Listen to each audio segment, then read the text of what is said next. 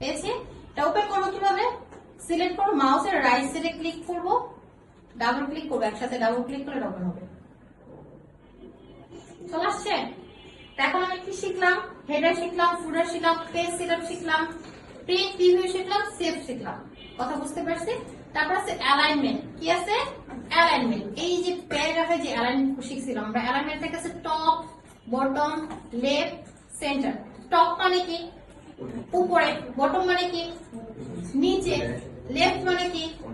বামে। সেন্টার মানে কি? লেফট। আমি লেখা যদি বামে রাখতে চাই তাহলে কি লেফটে ক্লিক করবো, লেখা যদি সেন্টারে রাখতে চাই কোথায় ক্লিক করবো? সেন্টারে।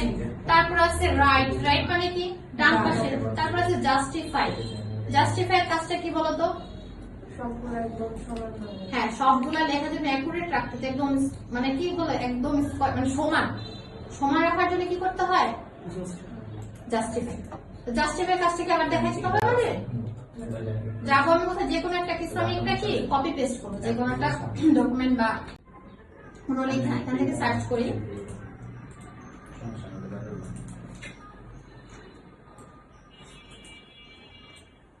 সাপোজ এই লেখাটা আমি কপি করবো, select, control C, copy. Control C তে কি হয়? কপি। আমি ওয়ার্ড ফাইলে যাব, কন্ট্রোল ভি, পেস্ট চলে আসছে।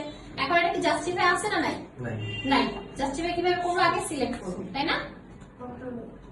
সিলেক্ট করে এই যে জাস্টিফাই ক্লিক করে দিয়ে আমার কি পুরো লেখাটা জাস্টিফাই। এখন কি হয়েছে? দুটার ভিতরে ডিফারেন্ট কি খুঁজে পেয়েছেন?